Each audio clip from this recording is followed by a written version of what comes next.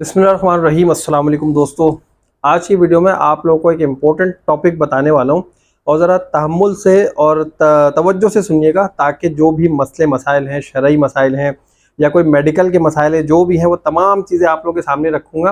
तहम्मुल से इसलिए सुनिएगा कि जल्दबाजी में जो है ना लोग बहुत सारी बातें नहीं सुनते और उसके बाद जो है ना फिर आके कमेंट्स करते हैं कि भाई आपने ये कह दिया वो कह दिया। तो पहले पूरी बात सुन लीजिएगा। अगर कोई बात आप लोगों को बुरी लगे या गलत लगे तो फिर आप लोगों का पूरा हक है कि आप लोग अदब के दायरे में रहकर कमेंट कर सकते हैं, क्रिटिसाइज कर सकते हैं, मसाइल बयान कर सकते हैं। तो आइए हम चलते हैं अपनी वीडियो की तरफ। बहुत सारे मेरे भाइयों का ये सवाल होता है कि भाई क्या हम तवाफ में चप्पल पहन सकते हैं, और अगर हम चप्पल पहने तो कौन सी चप्पल पहने।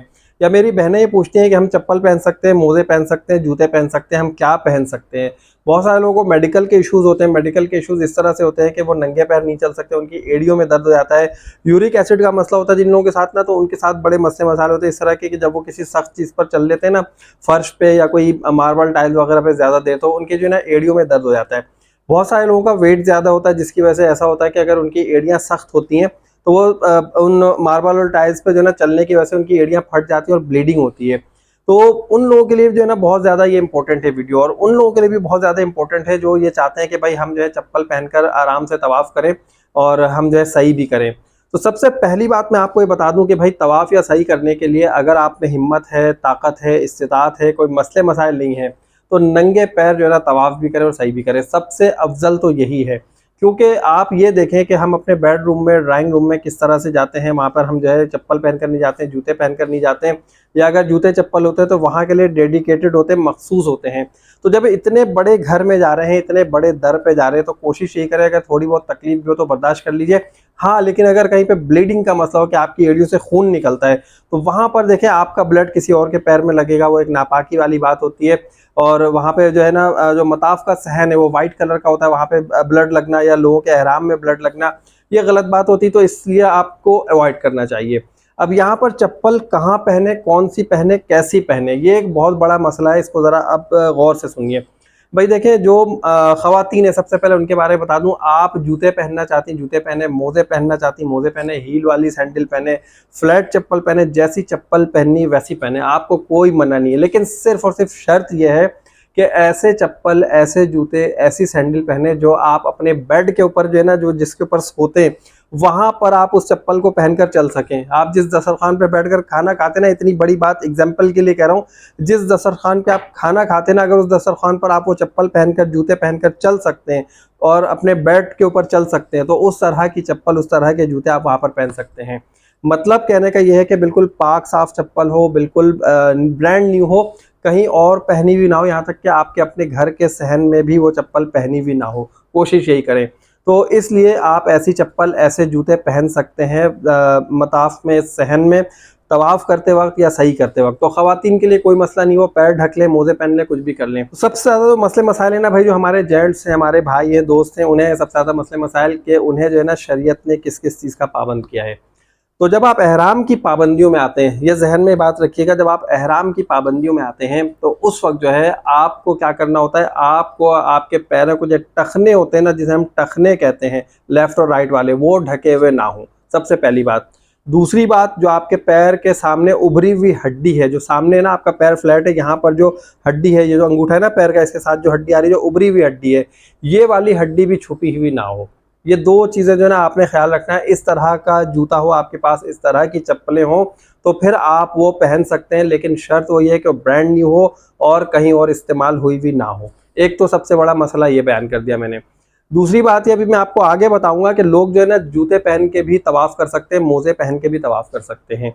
अब यहाँ पर लोग ये कहेंगे क्या इस चप्पल के साथ हम सॉक्स पहन सकते हैं, मोज़े पहन सकते हैं। बहुत सारे लोग होंगे ना, यार फर्श बहुत ठंडा है या ठंड लग रही है या सर्दी के मौसम में गए तो क्या हम मोज़े पहन सकते हैं। तो नहीं भाई, मर्द हजरात बिल्कुल भी नहीं पहन सकते, उन्हें वही खुली हुई चप्पल पहननी है। और अगर शूज़ पहन रहे हैं तो इस तरह के शूज़ पहने जिससे मैंने आपको बता दिया कि दो चीज़ें जो है ना आपकी खुली हुई होनी चाहिए, एक आपके पैरों के टखने और दूसरा जो पैर के सामने उभरी हुई हड्डी ना, ये वाली, ये आपकी खुली हुई होनी चाहिए। तो फिर जो है ना आपके आराम की पाबंदियों पर कोई फ़र्क नहीं पड़ेगा।